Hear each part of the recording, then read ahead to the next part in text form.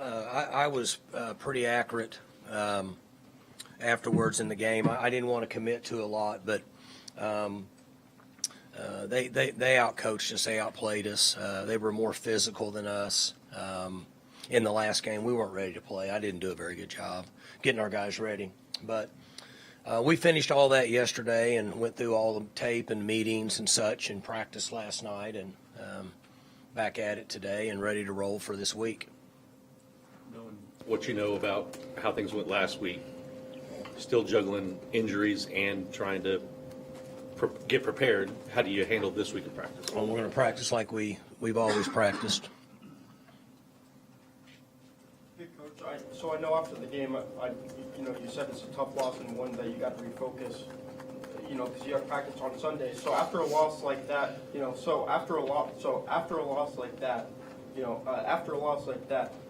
what does it take to refocus the team and get them ready to play with less than 24 hours after that?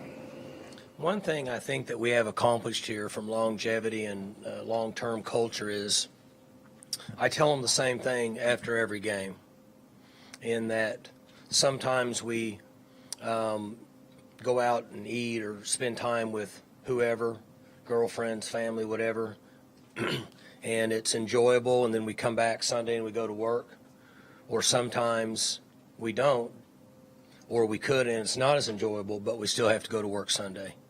And that's what I saw from the guys last night. And if there's anything that I've learned in doing this a long time is to be very honest with the players.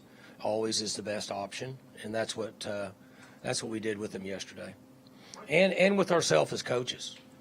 Mike, what did you do yesterday, or what did you do last week besides cutting back on the physicality?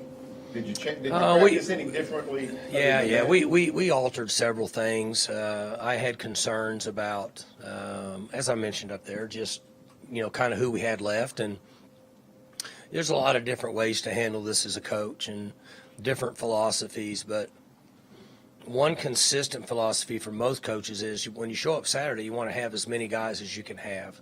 And so I was a little more concerned than maybe I should have been about where we were at from an injury standpoint. Mike, you've been around this long enough, and I know you preach the same body language and attitude, but you can read. I mean, what did you read from them emotionally last night at practice and through the meetings on Sunday? All these questions are good and they're fair, but guys, I've been doing this 18 years. We've won as many games as anybody in college football in the last 10 or 12 years at a very, very high level. We didn't play good and we didn't coach good. And they played really well for what they were trying to accomplish. Chris is a good guy, the coach.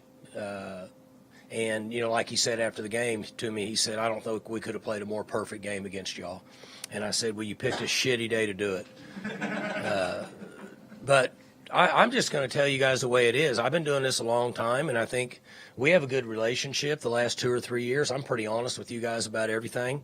They physically whipped us, and they outcoached us, and they had better plans than we did, and I didn't do a good job of preparing us. Now, that doesn't answer your question. What your question is they're fine. They're kids. They're fine. Are they as excited as they were after we played Texas? No. But that's life. That's what we do, right? We're going to have things for the rest of our lives that we're like, that's not very fun, or that was awesome. So, and I tell them sometimes, it's like a day trader or a financial advisor, an investor, and he put money in Amazon 10 years ago. The guy, he's fired up. The guy that put money in something else that's not doing good is not very fired up, but he still has to continue if he's got more money left. But the point being is they're fine. The coaches are a bigger problem than the players because there's more of an emotional strain on them. It's their life. It's their everyday. It's their kids. More so than the players. They kind of get through stuff quicker based on the way the world is. So I expect them to I've seen a bunch of them in the office today watching tape. I expect them to come back and practice really well tomorrow. we practiced good last week. We just didn't do some of the same stuff. And I don't know, maybe that wasn't as big a factor. I don't know. I mean, I had to come up with something based on not playing very good and not coaching very good. Based on coaches, Mike handling this differently than players, based on the fact you had not been through a game like Saturday before as a head coach, what was your Saturday night like? My Saturday night? Yeah. Did you do anything out of the ordinary based on what happened? So, I mean, when I got home, I don't eat much on a Saturday. I always have a nervous stomach and butterflies, so I don't eat much. Generally, after a game, we win most of the time, so then I feel like I'll eat everything in sight, I think Mac Brown's the one that said he fires up a couple double cheeseburgers after a game, right? I think he's the guy that said that, and that's kind of the way we are. So I just grabbed a little bit to eat, and then I go to bed just because I don't want to sit there and watch a TV of a game and watch my score go across the bottom. We got our ass kicked. That's no fun. I'd rather watch what the week before. And butt kicked. I was trying to not cuss, but butt kicked. But point being is that's what I do. And then I'm up, 3:42, something like that. I came to work at 4:17, worked all day, and watched every single play. Watched every play on offense, watched every play on defense, watched every play on special teams, and then started doing all the other stuff and practiced last night, went home about 8:30 or 9. So, I mean, my routine doesn't change much. It's just not as fun. Did you know right away that there are things you would have or could have done differently? Does that dawn on you earlier? In the game? Yeah. In a game like that? Well, I mean, the issue you had is when you got down 3+ even 4 scores versus a 3-down team that plays back a lot. Challenge is, can you ever get back in the game enough? Because the clock's not your friend anymore. Is there enough time to accumulate plays based on the way they play? That's when it starts to become concerning. And so you deal with that, and you don't want to overdo it because you can't become somebody you're not. Like the flip side of that would be some teams that are really good ball control. Well, I'll use the military schools. If they get down 3 touchdowns, it's probably not good because it works against what they're built for. So once that happened, then we have to start trying to rally in different ways, and obviously it didn't work very well.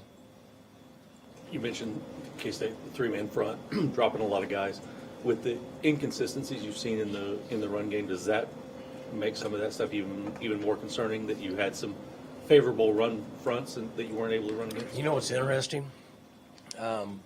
Like, for example, I did some three down study like you do. The guys that are playing 3 down in this league are giving up fewer rush yards than the 4 down guys. Pretty interesting. What do you do? Because I know that's been concerning to you, and you're probably not going to draw up anything for us here. But how do you try at this point to stimulate the run game? What do you see as the things you can, kind of push and pull? We can't change what we do. We're going to run the plays we run in midstream. You don't change who you are and what you do. So you continue to try to improve at it. One of the issues that I was just talking about was when you fall behind by multiple scores like that, you almost become one-dimensional. So it's even more difficult. Sometimes people would say, well, it's easier to run the ball if you're that far behind because they think you're going to throw it. Not always, because you're getting a lot of different junk up front. And that's stuff that you don't practice a lot.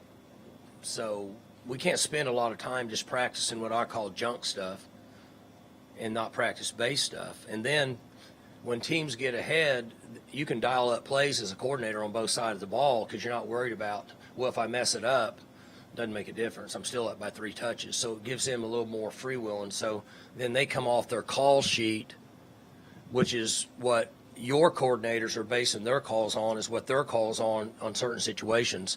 And in most cases, they're already off their call sheet. So there's just a lot of things going on. DeAndre Jackson got his most significant action so far. He did some good things. He did. Yeah, he ran the ball well, played hard, competed. He Yeah. I noticed maybe his protection when he was involved in that. He's got work to do there. You know what? It wasn't. It was okay, and it was certainly something we can work with. But he's a guy that we were excited about what he brought to the table in that game. What's happened to the running game? For so long, you were really good at it, one of the best. Last couple, I don't remember how long. Not just this year, you just sort of been stagnant in the running game. What's happened? Oh, I think some of it. We've had some multiple guys playing different positions up front in the last few years. Unfortunately, we went through, I guess 09 up through about, I don't know, I got my years 16, 17, 18, where we really were healthy up front with our 5 guys pretty much every game. So they learned to work together and make calls, and we don't have to move one guy to the other. Like we took Brooks and played him at guard. He played good. Played a good game. He'd not played guard before. Might have found something out we didn't know. I think the consistency of the 5 guys up front really helps a lot. And we've managed, like we rushed the ball. Our running backs averaged 4.4 yards a carry against Texas, which I was thrilled with that. It was better than what it had been. So we've shown some glimpses of getting better at it, but if I had to say what's causing it would be that we just haven't had the 5 guys consistent there working together. Those guys need to kind of be in sync. You've had 3 different position coaches there, I think, since I've started writing about you. Does that have anything to do with it? Would it help to have continuity? I don't think so, Gary. I think a lot of times coaches use that as an excuse. Head coaches do. Like we could look at first-year coaches. I don't know. Somebody around the country is doing good. The guys at TCU, they're not having any problem their first year. You know what I'm saying? So I think some coaches, head coaches, just kind of use that as an excuse. We hire coaches that know what they're doing and are experienced, and they go through the spring football, and they have August. I mean, by then we ought to have it kind of coached up. Mike, Pete Carroll last week said he wants the NFL to look at getting away from artificial turf. He thinks they cause too many injuries. You played on artificial turf for a long time. Do you like what you guys are using? Have you studied the issue of injuries and are comfortable with turf? Yeah, I don't obviously don't know anything about the NFL.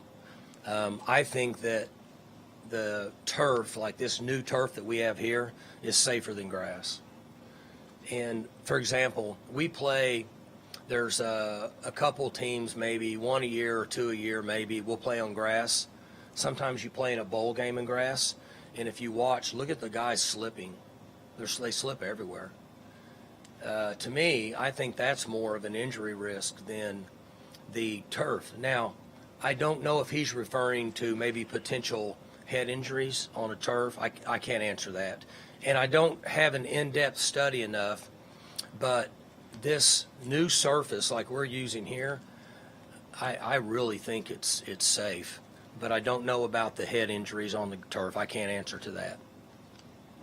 What do you think of Kansas? Obviously, this guy's done a good job. I mean, turning them around. They look a lot different from what they've looked like in the past. Well, he's done well everywhere he's been. He's a good football coach, and I told you guys last year before we played them, I like their concepts, I like their schemes. They were in games and had something go wrong at the end, but could have won. They could have beat OU last year, right, at home. The quarterback kid that's at USC makes a play on 4th and 3 and scores, or if they get him, he's down the backfield. They could run the clock out and beat him last year. So they had progressed as they went on. Their quarterback's really active. They're doing a really good job throwing it, RPOing it, running it. They're motioning and getting to what I call triple option with an RPO off of it, doing some different things. And they're playing hard, and you got to play well to beat them.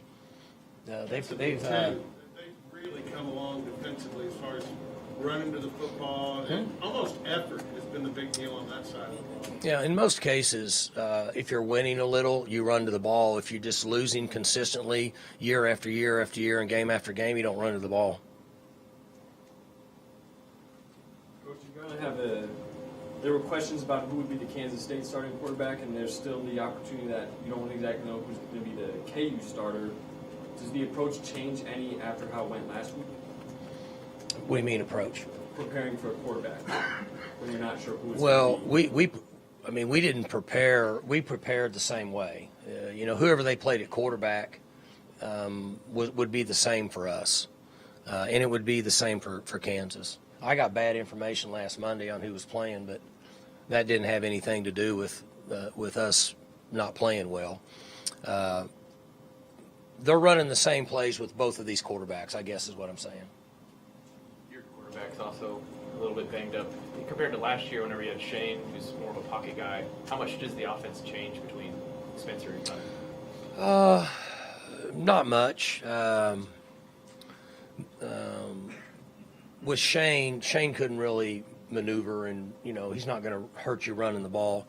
The guys that we have here, all of our guys practice the same way and practice the same plays, very similar to Kansas. So if you look at the games that the other quarterback played in just recently, they're running the same plays, and we run the same plays.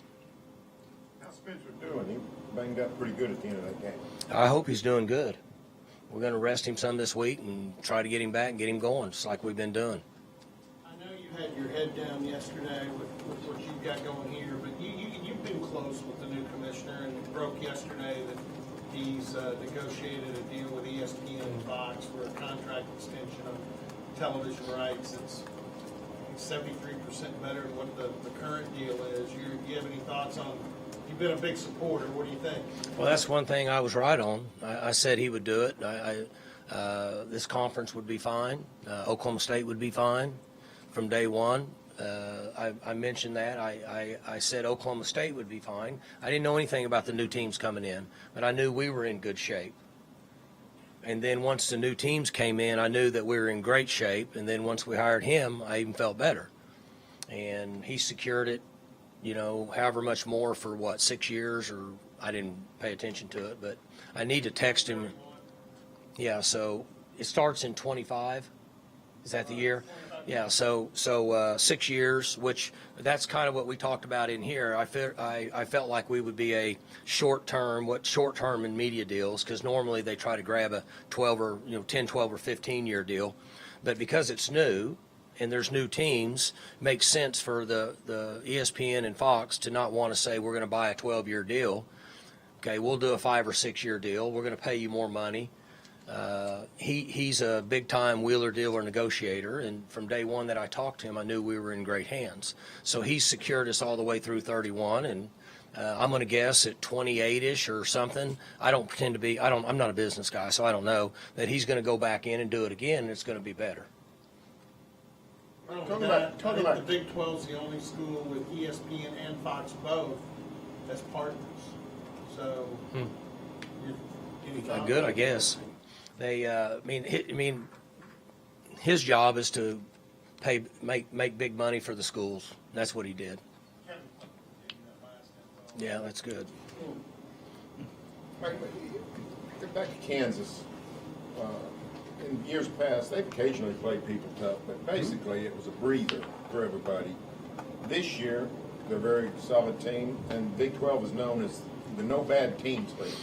Everybody's some level of Kind of what good. we talked about in here 5 or 6 weeks ago. So does that change anything that you do or programs do, knowing that, hey, you got to play an A game most weeks to have a chance to win? What's interesting with them, we talked about what you just brought up. There's been a number of teams over the years go up there and play there when they were struggling. I mean, we can call it like it is. And not play very good. I mean, I'm sure you've been there enough times following OU and following us when we were pretty good. And you looked at the scoreboard, there's like 3 minutes to go in the third quarter, and it's like 24-17. and I've been there a number of times with what I would have considered on paper a considerably better team, and we weren't playing very good. One year, Tyreek had to return a kickoff to give us a lead, I think, or maybe it's tied. I don't remember, but then they played last year. They were making strides, in my opinion, and I thought they had really good schemes. In my opinion, they were well coached. They just couldn't turn the corner at certain cases. And then this year, we saw that carry over. The quarterback was making a lot of plays, running some counter triple option RPO stuff that's not easy to deal with. And the quarterback's willing to run and willing to get hit, so you have to defend him. And then, so I don't know what somebody mentioned, but you start to win a little bit. Now everybody chases the ball and trying to make plays and having fun. And then instead of 12 or 15,000 people coming to the game, now they got 40 or 45 or whatever they've averaged, and things change. And it doesn't take long. So it's really good for our conference and not as good for the coaches, because you got to go out and play well, as we've seen. Potentially, you're going to get in the new playoff. At least one, most years. You're certain of that. This league, Yeah, big Yeah, time. right. But a parity-driven league where anybody can beat anybody, it seems like it's going to be tougher than ever for somebody to. It's not easy now. We've had very few teams go unbeaten in conference. You didn't do it with your great team in 11. yeah, the unbeaten's going to be hard. Getting in is going to be easier because there's 12, right? Isn't that what they say, 12? So the 12 helps everybody across the country. I would really doubt that the major conferences in the country won't get a team or two in when you go to 12. The unbeaten teams, based on the way it is now, there is some adjustments going on with the portal. There's some boundaries that are trying to be set with NIL right now. So I don't know if any of it's concrete yet, but if that continues on the way it is, we're in the NFL basically is what we're in. And so the parity of the NFL is the same. I just watched, when I got home last night, I didn't see any of it, but I saw the score. The team that won the Super Bowl last year has got a losing record. That's the NFL. That's what's trickling down to this level with the parity week to week based on free agency and which is transfer portal and NIL, which is incentives through money. So it's balancing out. If Spencer can't go, whether Saturday or any time this year, how comfortable are you with Gunner's ability to come in and maintain the offensive level? We've had a bunch of backup quarterbacks do well. One did it on you Saturday. We've also had a couple teams not do so great with the backup. Yeah, What's your comfort level with the comfort level is never going to be the same as it is with a guy that's played 3 or 4 years. The guy at Kansas State has played a considerable number of games. He's older, he's experienced. So I think it would be unfair for me to stand here and say my comfort level with either of the two quarterbacks that we would use would be the same with him, because it's not. They're inexperienced. They're learning on the run. I've seen them execute in scrimmages. I've seen them do things in the indoor, but it's different when the lights are on and people are there. We all know that. That's just athletics. So we would learn on the run somewhat. Do I think we can function? Sure we can. Do I think that we function the way we do with Spencer? No, because of his 40-something games of experience and being in those situations. In that scenario, Mike, would you have to do what Oklahoma did when they lost Gabriel against Texas, run a bunch of wildcat, go with the backup, but also mix in wildcat, just run all sorts of stuff to try to function wholly as offense? Would it get to that degree, you think? No, I just don't believe in that. I'm not saying it's wrong. Right. I didn't see. I didn't watch OU against Texas when we were getting ready to play them because of what I had heard, so I just didn't have interest in watching it. I didn't think it fit what we did, so I have not seen that. I haven't seen any of it. And I'm not saying it's wrong, but that's not something that I believe in. I think that we practice plays We have guys that have practiced. They need to run the plays that they practice. We need to run the plays that we've practiced and try to execute those. I think when you reach for stuff, you're asking young people to do things that they lose a comfort zone in, and they may not be as productive. That's just my opinion. You said you looked at every play. That wasn't a big sample size, but real deal analysis when Gunner, especially the second drive, where they moved the ball down the field, he had to scramble, I think the screen with Jackson, but then, he's trying to make a play. How hard did you coach him on the I didn't have to. He came to me and apologized. I said, you don't need to apologize to me. You need to apologize to the team and your coaches. I mean, I just stand there and watch it, and I don't have anything to do with that. But I know that there are times, sometimes he's a freelancer. He did stuff like that in high school. And he's done it here. He's done it at this level in scrimmages and in games. But I think that he learned a lesson in a good way that this is a different game. Sometimes you see things like that. You see guys do it all the time. You see quarterbacks do that, but there's a time and a place, and one of them's not in the middle of the field. That'd be my suggestion. When you're out running by the sideline and you can see what's going on and something happens, that's different. But when the middle of the field wouldn't be a good suggestion. What do you think of this, limited? I mean, he did okay. From an evaluation stage, we're down 40-something points. They're in pure drop. So there's some minimal evaluation going on, but he functioned and knew where to go with the ball, made throws. Tried to throw one out cut over a drop player's head, which he would probably tell you that's I could have made that throw, but maybe not now. So there's some things that he did good, and there's some things that he learned. He said Saturday Spencer was in the game when he was in the fourth quarter because he wanted to compete, right? That was his right to fight. Does there come a time, though, a coach has to overrule that and say, look, man, we got to pull you. You've had some things the last couple of weeks. Yeah, there could be time, and I could have done that. But I'm going to lean toward experience, longevity, veteran, whether it's him or a Brock Martin or Malcolm Rodriguez. They want to go in and play, coach, I want to play. They've earned the right to do it. Now, I could have, we took him out because of just what you said. I guess maybe you're asking me, could it have been 10 minutes earlier? Right before he Yeah. I mean, we could have. I could have just said, hey, but he's different with that.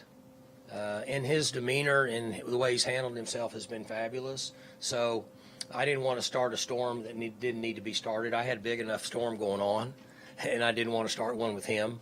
And so at some point we said, hey, there's no reason to send you out there. Could we have done it earlier? Sure.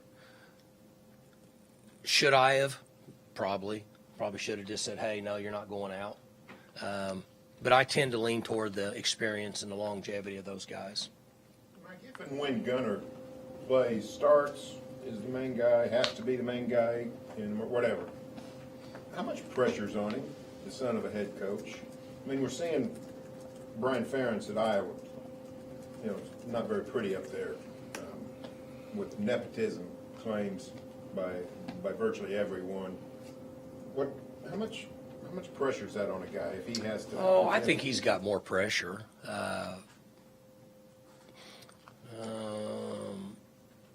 I've told him from day one, and the way I look at it is this. I evaluate practices.